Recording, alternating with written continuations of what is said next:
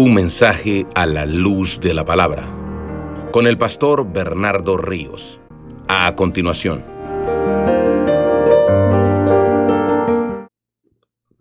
Marcos 5:1, ¿lo tiene? Dice, vinieron al otro lado del mar, a la región de los Gadarenos. Oramos. Padre Santo, muchas gracias por este enorme privilegio en este día tan especial, que podemos abrir tu palabra, Señor, y estudiarla juntos. Somos muy bendecidos en poder estar aquí. Ayúdanos a preparar nuestro corazón. Danos un corazón de carne, sensible, Señor, a tu palabra, receptivo al evangelio. Que tu gracia, tu favor, Señor, nos ilumine este pasaje para verlo a la luz de tu voluntad, poder ser moldeados por el mensaje que vamos a ver el día de hoy, Señor. Para que el que no cree, crea, y los que ya creen, vivan de acuerdo a lo que tú demandas de nosotros, Señor. Te lo pedimos en el nombre de Jesús. Amén. Pueden sentarse, hermanos. Hermanos, nuestro tema el día de hoy se titula El Nazareno versus el Gadareno. ¿Cuántos están listos para estudiar las Escrituras? Bueno, vamos para allá. Este mensaje, hermanos, es un mensaje de una liberación. De todos los pasajes en los evangelios que nos hablan sobre liberaciones, en Marcos capítulo 5, versículo 1 hasta el 20, vamos a ver los 20 versos, es el más impresionante y el más dramático de todos. Básicamente por tres razones principales. La primera, debido a la gran cantidad de demonios que estaban dentro de este hombre. La segunda, debido al gran poder que tenían estos demonios. Y la tercera, debido a la gran furia con que actuaban en contra de la gente. En este pasaje vemos al Nazareno, un carpintero de Galilea que a simple vista parecía un hombre común y corriente. Y vemos al Gadareno, un hombre de Gadara poseído por espíritus malignos que lo habían convertido en un hombre muy poderoso y muy difícil de someter. Veamos qué pasa entre el encuentro entre estos dos hombres, el Nazareno y el Gadareno. Lo vamos a ver en 4 pasos, hermano. En primer lugar, del verso 1 al 7, vamos a hablar sobre las obras del diablo. Punto 1. Punto 2, Cristo deshace las obras del diablo, verso 8 al 13. Punto 3, los resultados de las obras de Cristo, verso 14 al 17. Y por último, anunciemos las obras de Cristo, verso 18 al 20. Vamos a ver entonces, hermanos, el punto número 1, las obras del diablo. Vamos a leer una vez más Marcos 5:1, pero en esta ocasión vamos a continuar hasta el 7. Lea conmigo, por favor.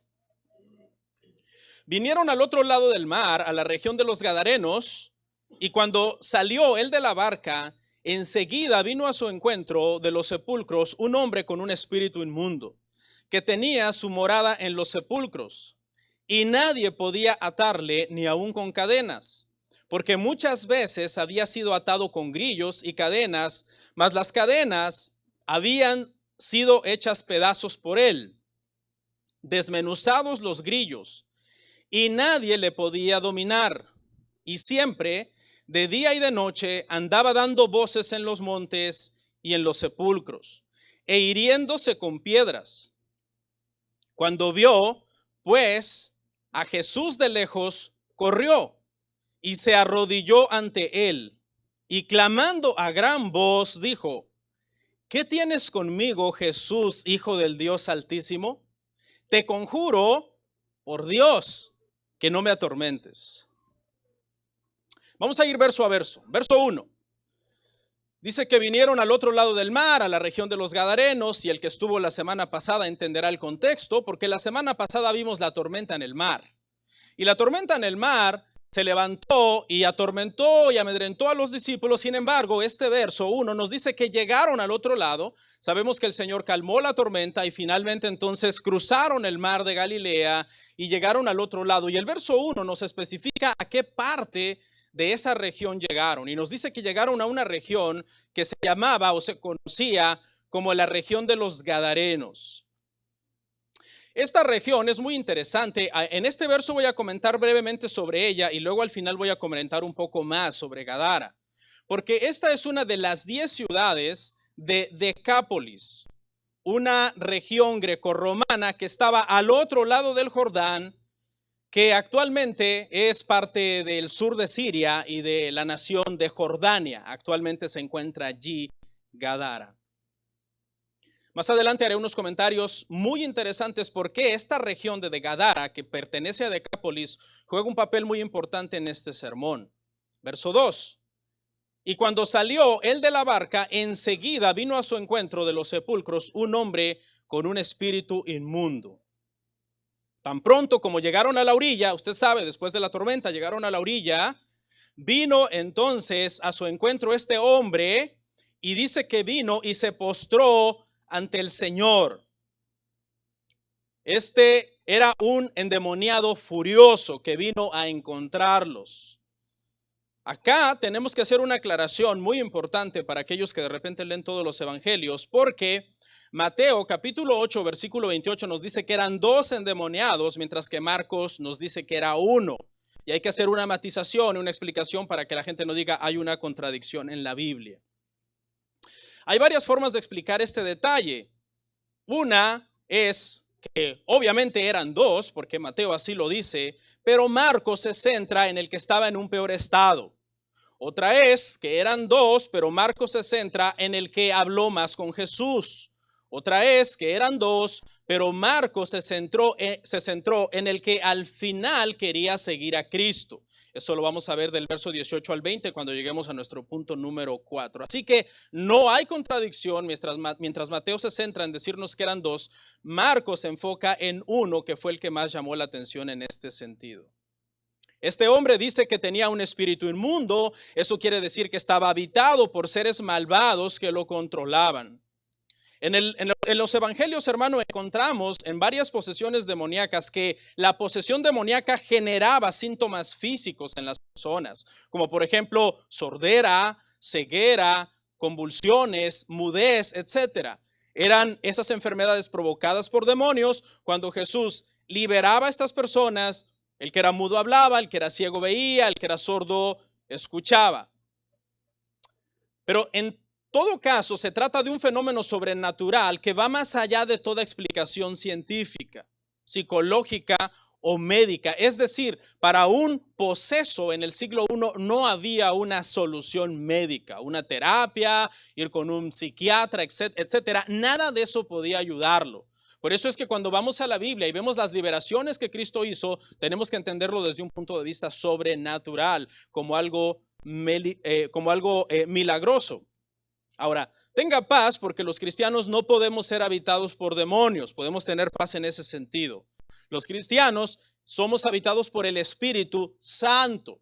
Este hombre estaba habitado por un espíritu inmundo, es decir, no limpio.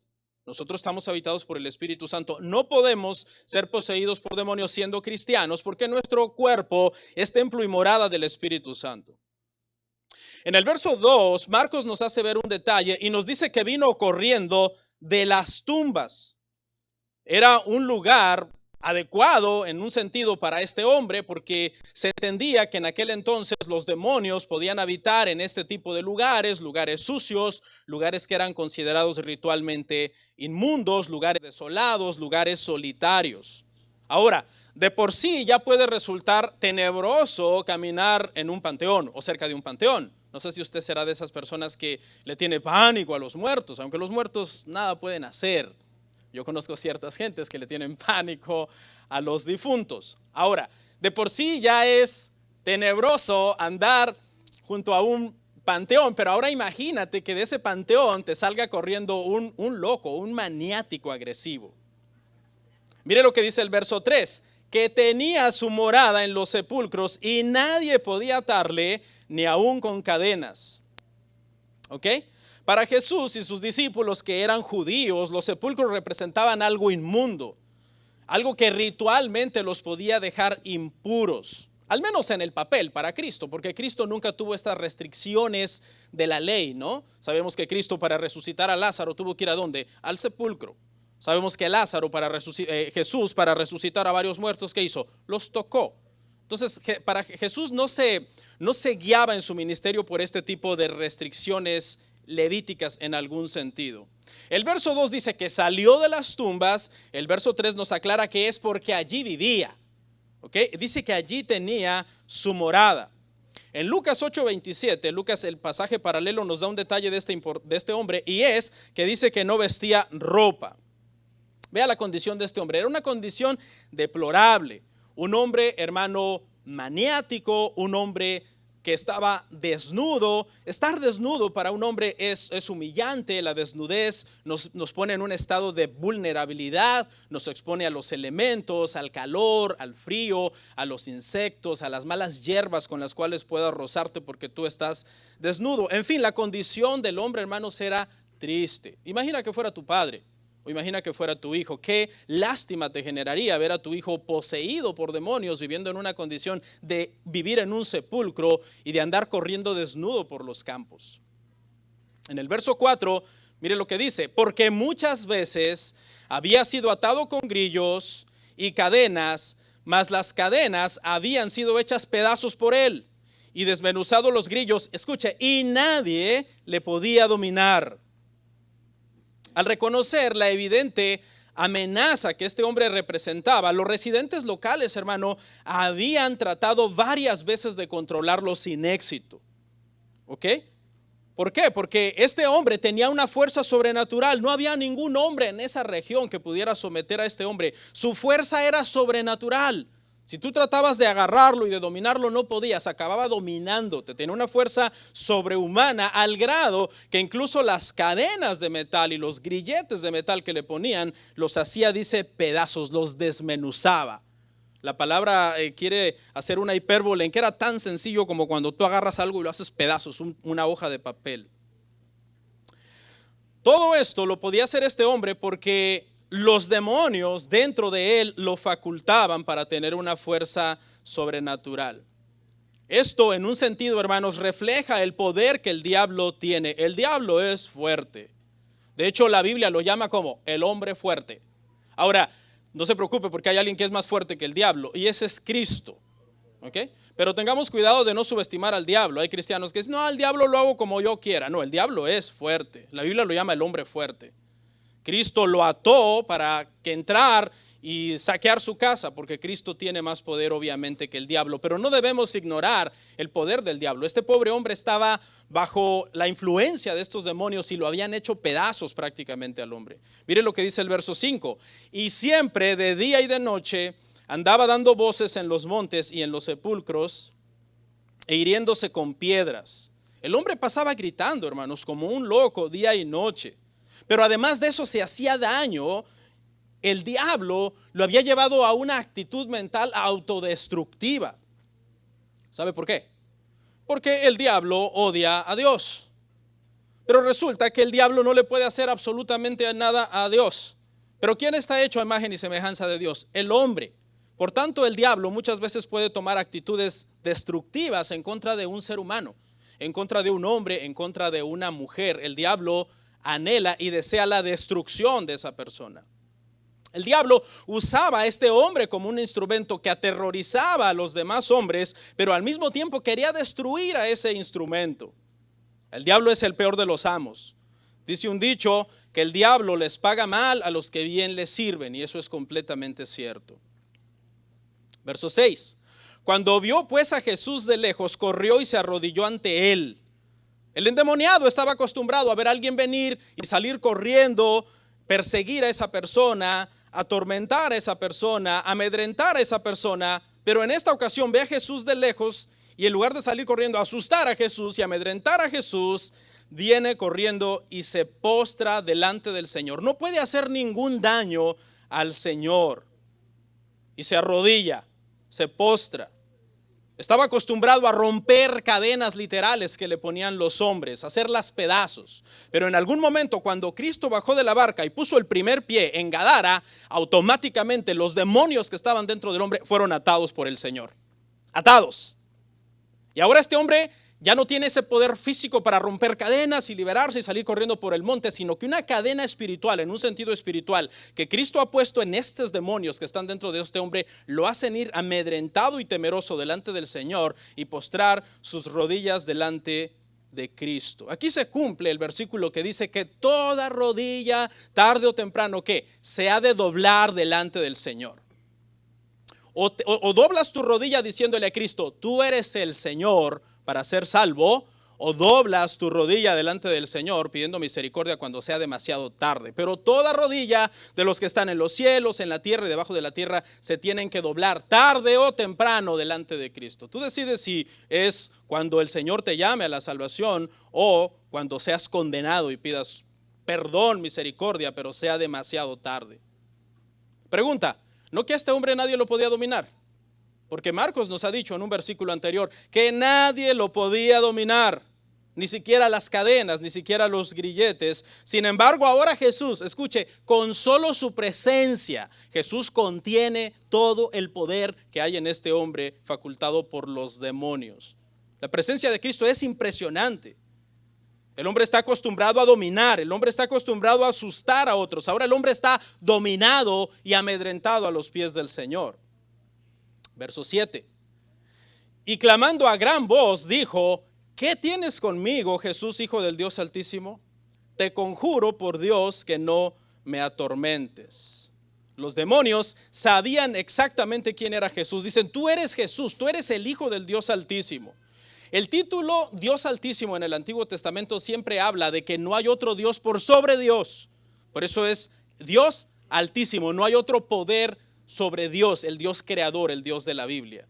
El demonio reconoce que Jesús es hijo de ese Dios Altísimo y también implícitamente, no explícitamente, pero implícitamente está diciendo que el poder de ese Dios Altísimo es el poder que está en Cristo. ¿Por qué usted cree que está postrado el demonio? Arrodillado sin poder hacer absolutamente nada. El demonio reconoce a Jesús. El demonio reconoce que Jesús es el Hijo de Dios. El demonio reconoce que el poder de Dios está en Jesús. Pregunta, ¿tú reconoces a Jesús? ¿Tú reconoces que Jesús es el Hijo de Dios? ¿Tú reconoces que el poder de Dios está en Jesús? ¿O el demonio tiene más entendimiento que tú? Alguien dijo en algún momento, no entiendo a los ateos. Niegan que Cristo es el Hijo de Dios. Porque hasta los demonios reconocían que era el Hijo de Dios. El ateísmo es una clase de maldad peor que la de los demonios, porque los demonios no son ateos. Y es verdad. El demonio ruega no ser atormentado. Mateo 8:29 dice que le decía, ¿has venido para atormentarnos antes de tiempo? Vea, el demonio sabe escatología, El demonio sabe que un día escatológicamente hablando va a ser destruido, va a ser atormentado. Y le pregunta a Jesús, ¿acaso lo has venido a hacer antes de tiempo? Entonces confundido suplica no ser lanzado al abismo. Y dice, te ruego que no me atormentes. Hagamos un breve resumen del punto 1 antes de pasar al punto 2. Vemos aquí entonces las obras del diablo en la vida de la gente, en la vida de este hombre. La persona está desnuda, la persona está sucia, la persona está inmunda, está habitado por un espíritu inmundo, viviendo en lugares inmundos, aterrorizando a la gente, actuando como un animal prácticamente al que nadie puede domar. Lo encadenan, se escapa, va gritando por los montes, aullando como si fuera una fiera salvaje. Está atormentado y sufre, llora día y noche mientras se corta con piedras. El endemoniado podía romper todas las cadenas que le ponían los hombres, menos las cadenas espirituales, que en algún sentido cuando Cristo puso un pie en Gadara, puso a los demonios que estaban en él. Así que el diablo lo tiene en una condición miserable, en la que ningún médico, ningún psicólogo, ningún terapeuta, ningún psiquiatra lo puede ayudar. Solamente Cristo lo puede ayudar. Vamos al punto número 2. Cristo deshace las obras del diablo. Cristo deshace las obras del diablo. Marcos 5, 8 al 13. 8 al 13, lea conmigo. Porque le decía, sal de este hombre, espíritu inmundo. Y le preguntó, ¿cómo te llamas? Y respondió diciendo, Legión me llamo, porque somos muchos. Y le rogaba mucho que no lo enviase fuera de aquella región. Estaba allí, cerca del monte, un gran hato de cerdos paciendo. Y le rogaron todos los demonios, diciendo, envíanos a los cerdos para que entremos en ellos. Y luego Jesús les dio permiso. Y saliendo aquellos espíritus inmundos entraron en los cerdos, los cuales eran como 2000, y el hato se precipitó en el mar por un despeñadero, y en el mar se ahogaron. Vemos esta escena número 2, en donde todas las obras que Satanás ha hecho en contra de este hombre, Cristo viene y las deshace, porque para esto vino el Hijo del Hombre, dijo el apóstol Juan, para deshacer las obras del diablo. Primera de Juan, capítulo 3, versículo 8, parte B. Para esto vino el Hijo del Hombre, para deshacer las obras del diablo. Jesús manda al demonio a salir de este hombre. Ya Satanás le había hecho mucho daño, nadie había podido ayudar a este hombre. Y ahora viene Cristo. Y usted se ha preguntado, ¿por qué en el ministerio de Jesús se aumenta tantísimo la actividad demoníaca, las manifestaciones demoníacas? Fue una manifestación una tras otra de demonios en el ministerio de Cristo. Bueno, la respuesta es muy sencilla. Estaba ya profetizado desde Génesis capítulo 3 versículo 15 que un día un descendiente de Eva iba a venir, iba a aplastar la cabeza de la serpiente. ¿Qué serpiente? Satanás, que engañó a Adán y Eva en el huerto del Edén, para que la raza humana cayera y se apartara de Dios y fueran echados del huerto.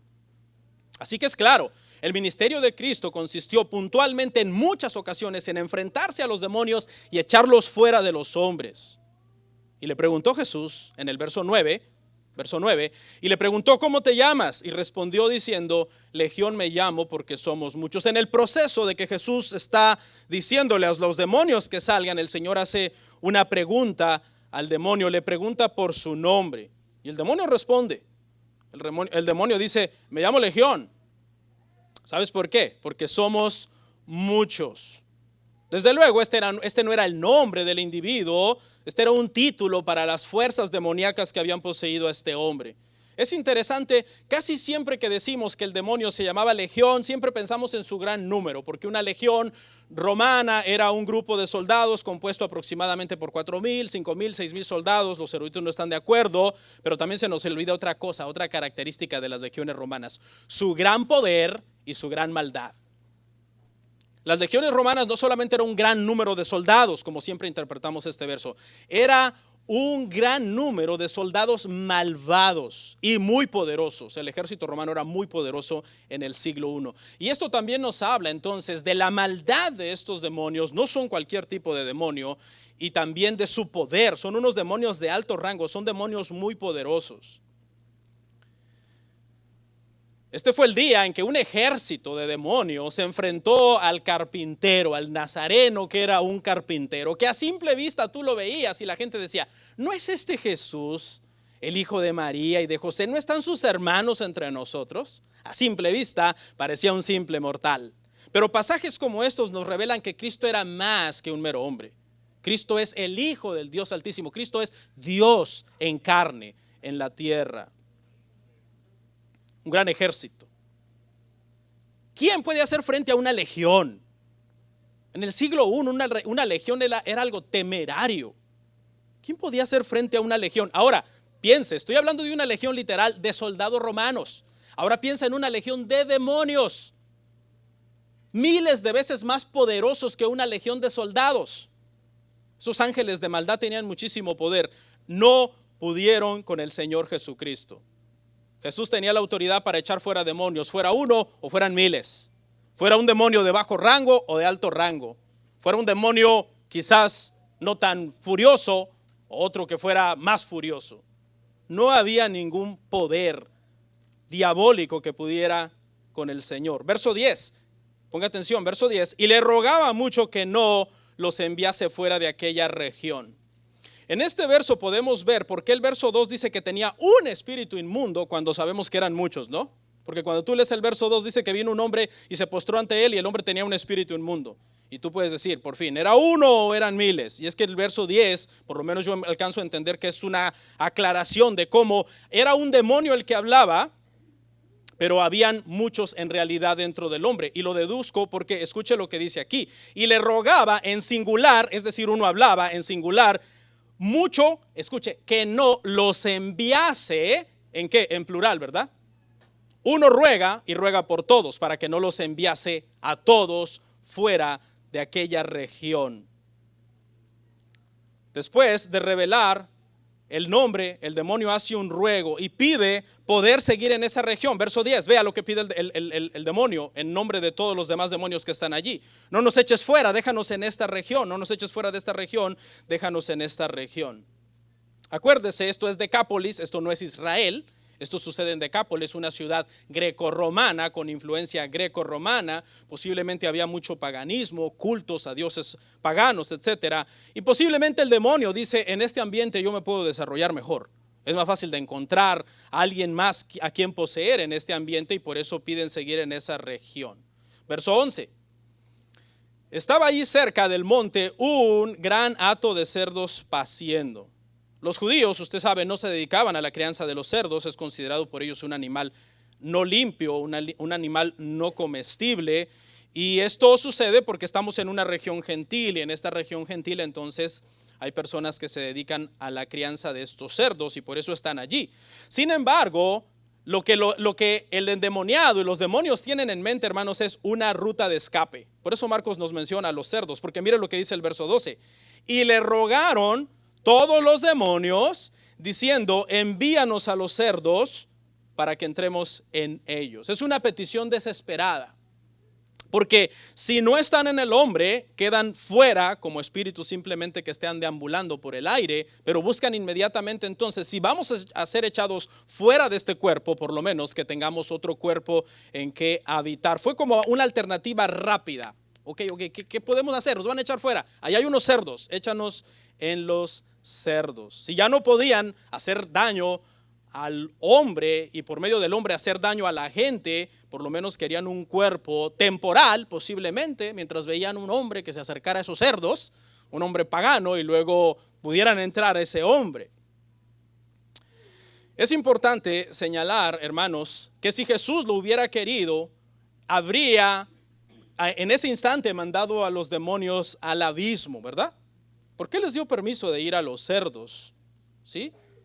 No es que tenía un compromiso con ellos, como, tengo un compromiso con los demonios. Oh, pobrecito, les tengo compasión, les voy a conceder su petición. No, Jesús tiene un propósito detrás de dejarlos entrar en los cerdos. Y todo parece indicar que Jesús quería dar una muestra dramática de la salida de los demonios del hombre y de la entrada de los demonios en los cerdos. Que alguien lo viera, que alguien dijera, sí, ok, estaba poseído por demonios, eran muchos, salieron y ahora entraron a los cerdos. Porque si no, simplemente quedaba en una mera sospecha. ¿Será que sí estuvo endemoniado? ¿Será que Jesús sí lo liberó? Pero lo que estaba a punto de suceder no dejaba lugar a dudas, que el hombre de verdad tenía muchos demonios. Mire lo que dice el verso 13. Y luego Jesús les dio permiso. Y saliendo aquellos espíritus inmundos entraron en los cerdos, los cuales eran como 2,000, y el hato se precipitó en el mar por un despeñadero, y en el mar se ahogaron. ¿Qué hacen los cerdos? Perdón, los demonios. ¿Qué hacen los demonios? Lo que Cristo dice. ¿Sí ve? ¿Nos das permiso de ir allí? Ok, vayan.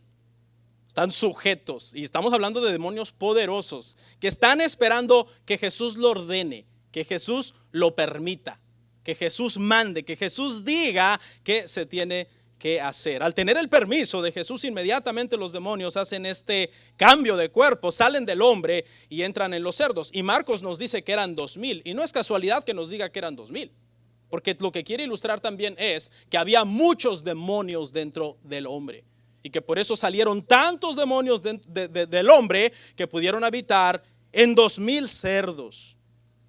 Esto confirmaba visiblemente a los espectadores que sí había habido miles de demonios dentro del hombre, que sí habían salido del hombre y que ahora habían entrado en los cerdos, y que esos cerdos habían caído al mar y se habían ahogado. Fue una escena dramática y proveía entonces un testimonio innegable de que los espíritus malignos de verdad habían salido. Para concluir entonces, hermanos, en este punto 2, las obras del diablo, hermanos, son destruidas por medio de las obras de Cristo. Por eso debemos predicar el evangelio, porque es el camino a la libertad de muchos que están cautivos a merced del diablo. ¿El diablo puede hacer estragos? Sí. El diablo puede hacer cosas terribles. Mire la condición de este hombre. ¿Qué poder necesita Cristo para deshacer las obras del diablo? Bueno, el poder del evangelio, el poder que hay en él, el poder que está en él porque él es Dios. ¿Y cuál fue la lucha con estos demonios? Ninguna. Simplemente los sacó y les dio permiso y tuvieron que seguir sus órdenes y hacer lo que él mandaba. ¿Sí ve? Tú a lo mejor conoces a mucha gente que está bajo las obras del diablo y quizás no se parece al gadareno, ¿no? Tú dices, no, pues yo no conozco a un gadareno actualmente así, un hombre desnudo que vive en los sepulcros, que es un loco maniático, que se anda cortando con piedras y gritando por los montes y amedrentando a la gente. Quizás no conoces a alguien que ha llegado a ese estado tan deplorable como el gadareno. Pero, ¿sabes qué? Todo el que no tiene a Cristo está igual de perdido que el gadareno. Igual de perdido que el gadareno.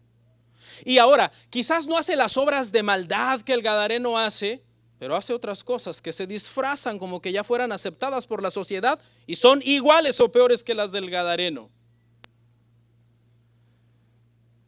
Hay cosas de la antigüedad que uno las ve y uno dice, wow, esas cosas de la antigüedad eran paganas, eran ocultas, eran satánicas. Pero muchas de esas cosas la gente las sigue haciendo el día de hoy, solamente que ahora se les ha dado un toque moderno, aceptado por el gobierno, promovido por la escuela. Por ejemplo, en la antigüedad llegaba una mujer a un templo pagano, supongamos que era el templo de Moloch.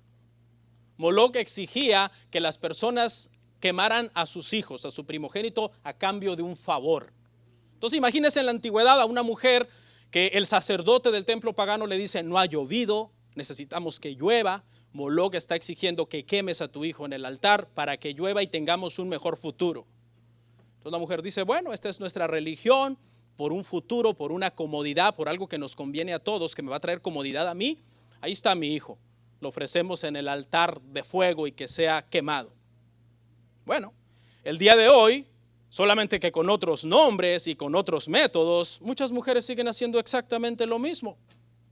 Se embarazan y dicen, por el bien de mi futuro, por mi comodidad, a mí no me conviene tener este niño. Voy a ir a Planned Parenthood y lo voy a sacrificar en el altar de mi comodidad, para que yo pueda estar libre y seguir viviendo y ser libre. ¿Cuál de las dos obras es más malvada? Las dos. Las dos consisten exactamente en sacrificar al hijo en el altar de la comodidad por un mejor futuro. Es lo mismo. ¿Sí ve? Si hay gadarenos hoy. Hay gadarenos, solamente que andan pues bien arregladitos con su iPhone y en un buen carro y tienen un montón de títulos. No andan desnudos como el gadareno, pero sus obras son iguales o peores. En la antigüedad llegaba un hombre a un templo pagano donde quizás había profetisas rituales que realmente eran prostitutas rituales y decía, voy a tener relaciones con estas mujeres para satisfacer al Dios del placer, y lo hacía, y hacía un culto y el sacerdote se ofrecía un sacrificio y se metía con esas mujeres el hombre y obtenía placer, satisfaciendo al Dios del placer. Hoy existe también ese gadareno, nada más que hoy está en su sala bien cómodo, prende su computadora y se pone a ver pornografía. Es lo mismo, ambos están en el altar del placer haciendo un sacrificio a su Dios, el egoísmo, el placer, la lujuria. ¿Sí ve? Tú conoces gadarenos también hoy. Conocemos gadarenos el día de hoy. Nada más que se ven muy modernos y no se parecen a este gadareno. Pero ¿sabes qué? El nazareno vino a destruir las obras del diablo de esas personas. ¿Y sabes qué tenemos que hacer? Predicarles el evangelio. Perdónenme si sus oídos virginales en esta declaración que hice y las palabras que he usado han sido amedrentados, porque qué dura es esta realidad. Así que Cristo puede deshacer las obras del diablo en la vida de esa gente por medio del evangelio. Punto número 3, los resultados de las obras de Cristo. Los resultados de las obras de Cristo Marcos 5, 14 al 17. Y los que apacentaban los cerdos huyeron y dieron aviso en la ciudad y en los campos. Y salieron a ver qué era aquello que había sucedido. Vienen a Jesús y ven al hombre que había sido atormentado del demonio, que había tenido la legión, sentado, vestido y en su juicio cabal. Y tuvieron miedo. Y les contaron los que lo habían visto, cómo le había acontecido al que había tenido el demonio y lo de los cerdos, y comenzaron a rogarle que se fuera de sus contornos. Verso 14. Dice que los que apacentaban cerdos, ¿se acuerdan? Estos 2000 cerdos tenían apacentadores, es decir, había unos hombres por ahí que eran los encargados de estos 2000 cerdos, y estos 2000 cerdos han caído en el mar y se han ahogado. Estos hombres reaccionan, llevan horrorizados esta noticia a la gente de los alrededores, y la gente viene a ver. Es algo muy dramático. 2000 cerdos, se perdieron 2000 cerdos, se han ahogado. Y cuando llegan, en el verso 15, vienen a Jesús y escuche lo que encuentran. A este hombre que era un loco, un endemoniado, que había tenido una legión, lo encuentran sentado, vestido y en su juicio cabal. Increíble. O sea, llegan, esperan ver a ese loco furioso, agresivo, peligroso, y encuentran más bien a un hombre sentado. No está amedrentando gente, está sentado. Y qué alivio verlo vestido. Ay, por fin te pusiste ropa. Y 3, en su juicio cabal. El hombre ahora está cuerdo. El hombre es alguien con el que se puede razonar, es alguien con el que se puede hablar. Antes tú no podías hablar con este hombre, te agredía, te podía hacer daño, la gente lo esquivaba, la gente lo evitaba. El loco, salvaje y desnudo, se había convertido en un ciudadano de Gadara, respetado y sentado ahí en ese lugar como un hombre sensato. Esto es una asombrosa evidencia del poder que Cristo tiene, hermano, del poder que hay en el Evangelio. Obviamente aquí ya Cristo podemos entender que ya le ha predicado el Evangelio, ¿verdad? Cristo llega, lo libera, tarda la gente, los que apacientan los cerdos van corriendo, regresan, póngale que ha pasado 1 hora, 2 horas, 3 horas para que regresen a ver todo esto que ha sucedido. ¿Qué pasa? ¿Qué estuvo Cristo haciendo en esas 1 hora, póngale, con el gadareno? Predicándole el Evangelio. Es decir, Cristo no solo lo libera de los demonios que están dentro de él, sino que ahora le presenta el Evangelio para que pueda ser salvo. Porque ser libre de un demonio no te hace salvo, ¿eh? Que una persona esté endemoniado y alguien le eche fuera al demonio, eso no le da la entrada al cielo. La entrada al cielo viene por medio de la fe, cuando nos exponen el Evangelio y entendemos quién es Cristo. Así que este hombre no solamente ha sido liberado, pero ahora es salvo. Su alma ha sido salvada. Verso 16. Dice, y les contaron lo que habían visto, cómo le había acontecido al que había tenido el demonio y lo de los cerdos. Cuando yo leía este pasaje, hermano, yo me di cuenta que esta gente que vino impresionada a ver lo que estaba pasando, escuche, en ningún momento le pusieron atención a Jesús. Estos hombres vinieron a ver al hombre y lo de los cerdos.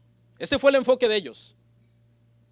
No vinieron para ver a Jesús, postrarse a los pies de Jesús como el endemoniado mismo lo había hecho. No, vinieron, ¿qué pasó? Oh, sí, este hombre cambió. Ah, fíjate qué bueno. Y los cerdos, 2000 cerdos se murieron.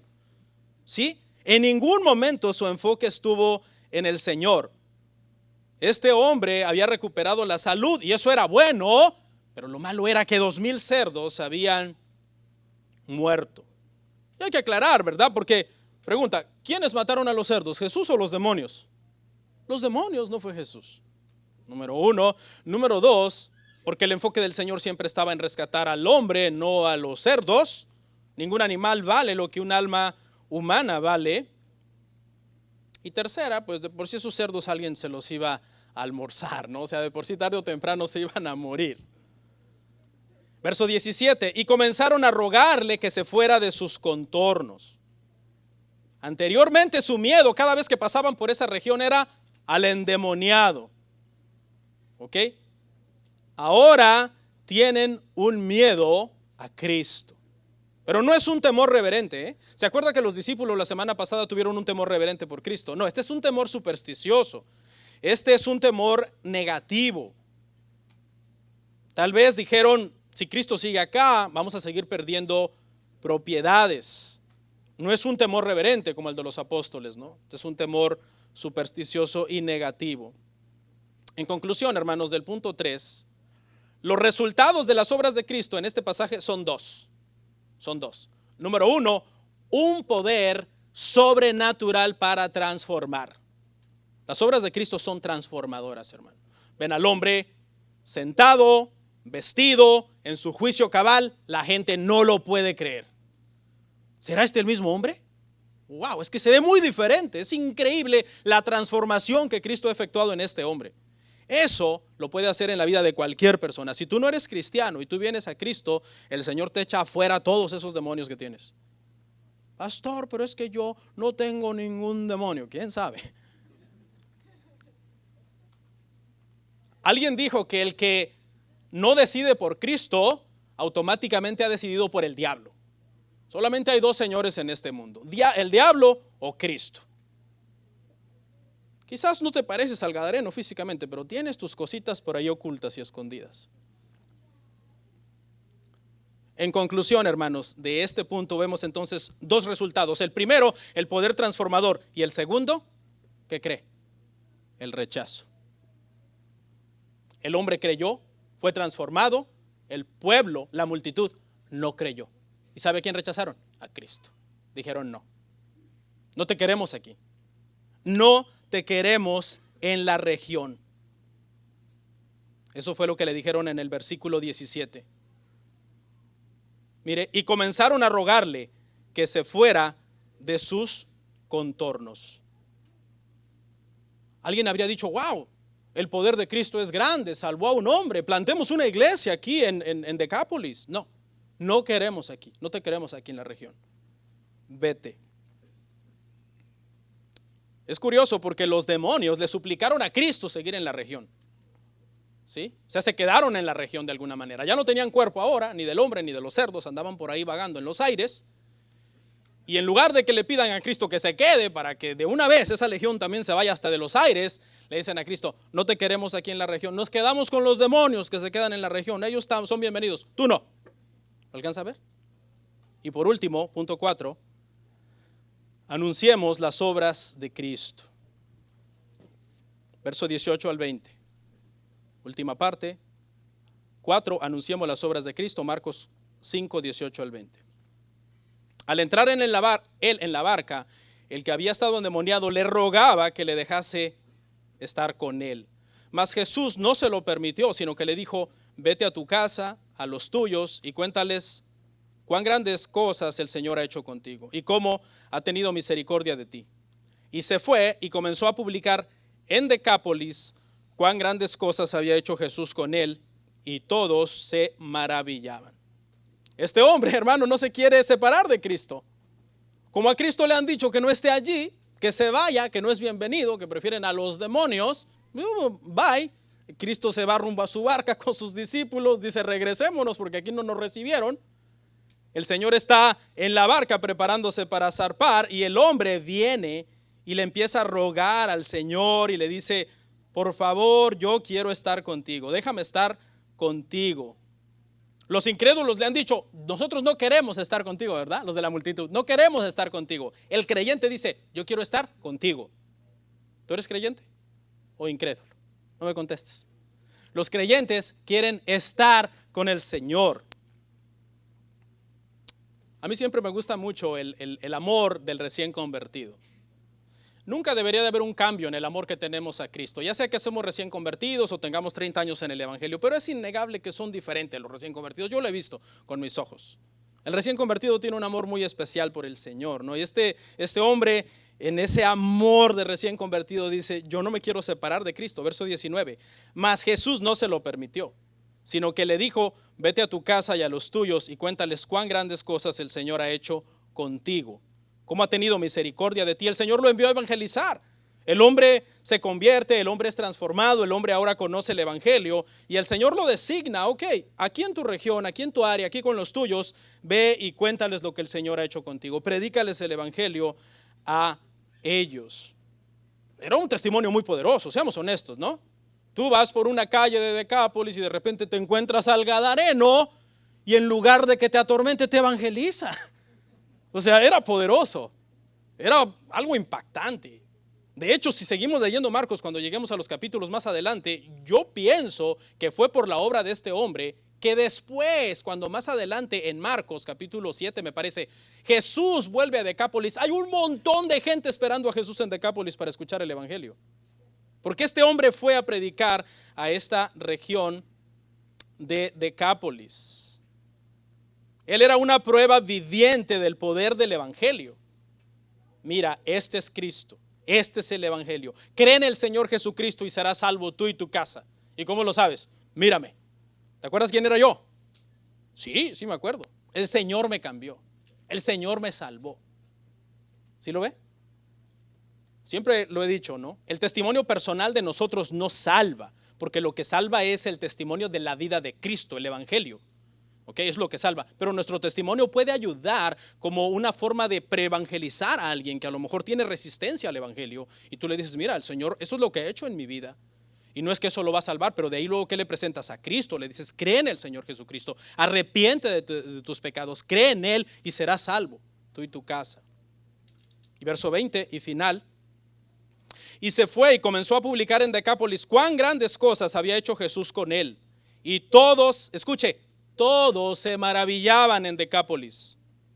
Esta palabra Decápolis está compuesta por dos términos, la palabra deca, que significa 10, de donde viene década, y la palabra polis, de donde viene pueblos. Decápolis significa 10 ciudades. Gadara era una de las 10 ciudades de Decápolis. El gadareno era de una de esas 10 ciudades. Ahí fue donde fue él a predicar. Y es importante a mí casi no me gusta meter datos históricos o geográficos porque a veces a la gente les pasa por aquí, pero cuando es necesario para amarrar un punto lo hago. Y es que este fue el primer contacto del evangelio con el mundo griego, porque Decápolis eran ciudades griegas. ¿Y cuál es la importancia de esto?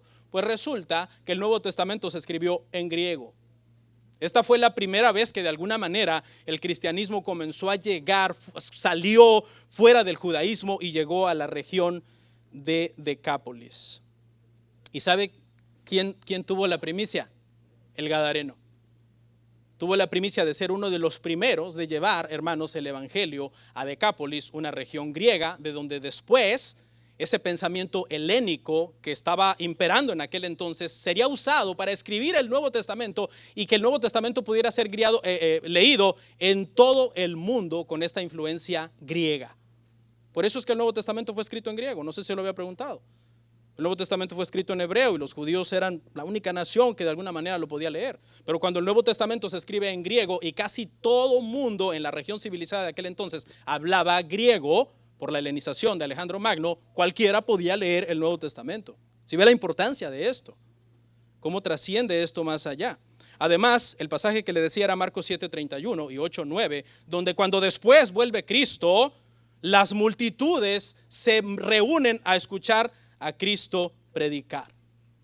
En conclusión de este punto, escuche, hermanos, compartir el evangelio con otros y lo que Cristo ha hecho en nuestra vida no es un trabajo exclusivo para los ancianos o para los eruditos de la iglesia. Este gadareno no tenía ninguna formación teológica, no era un experto en nada en cuestión teológica. Y sin embargo fue y llevó el mensaje del evangelio, que es muy sencillo. El mensaje del evangelio tiene dos partes: arrepiéntanse y crean. Arrepentirse es reconocer tu pecado y dejarlo, y creer en Cristo es decir, yo sin Él no soy salvo. Yo si no le entrego mi vida a Cristo me voy a perder. Así de sencillo es el evangelio del reino. Y Él era el testimonio de que es verdad. Hermanos, ¿sabe qué? En un sentido nosotros éramos un gadareno antes de Cristo. Sí, estábamos poseídos por mucha maldad. Nos llevaba a hacer daño a otros, nos llevaba a hacernos daños a nosotros mismos.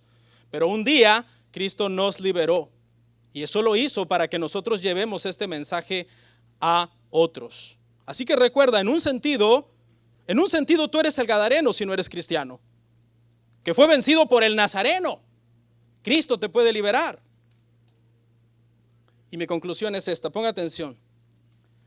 En general, Marcos capítulo 5, verso 1 al 20, en general, si usted pone atención, aborda 3 grupos diferentes.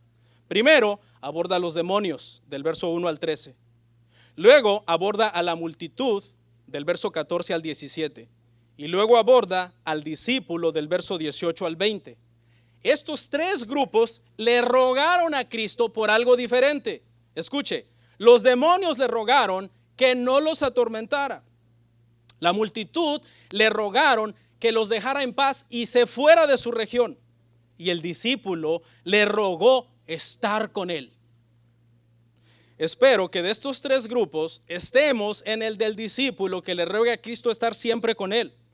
Porque si estás en el grupo de los que le ruega que los deje en paz, un día estarás en el grupo de los que le rueguen que no lo atormente. Vamos a orar.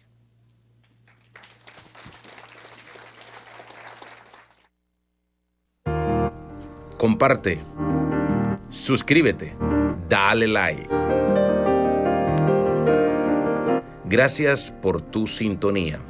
Hasta la próxima. Bendiciones.